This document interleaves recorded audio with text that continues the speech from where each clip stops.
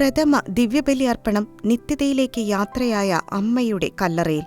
തന്റെ ദൈവവിളി സാക്ഷാത്കരിക്കാനുള്ള യാത്രയിൽ നിർണായക പങ്ക് വഹിച്ച പ്രിയപ്പെട്ട അമ്മയുടെ ഓർമ്മകൾക്കു മുന്നിൽ കൃതജ്ഞത നിറഞ്ഞ ഹൃദയവുമായി ഫാദർ കാർലോസ് ഇലീനോ ഗാർസിയ സാന്റാന തന്റെ ആദ്യ ബലി അർപ്പിച്ചപ്പോൾ വികാരനിർഭര രംഗങ്ങൾക്കാണ് മെക്സിക്കോയിലെ ലാ ഡെസെംബോക്കഡയിലുള്ള സെമിത്തേരി വേദിയായത്.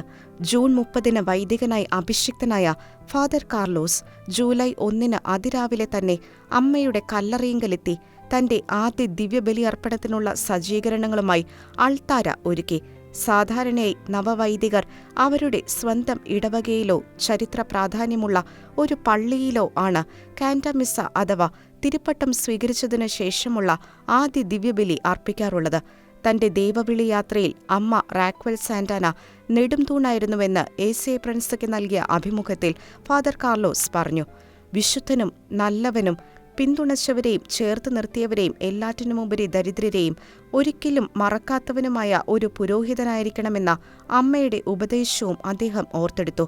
അമ്മ ദൈവസാന്നിധ്യത്തിലാണെന്ന് താൻ പ്രത്യാശിക്കുന്നതായി വ്യക്തമാക്കിയ അദ്ദേഹം സെമിത്തേരിയിലെ ആദ്യ ദിവ്യബലി നിത്യജീവിതത്തിലും പുനരുത്ഥാനത്തിലുമുള്ള തന്റെ വിശ്വാസത്തെ ദൃഢപ്പെടുത്തുന്നതാണെന്നും കൂട്ടിച്ചേർത്തു. International desk, Shekinah news.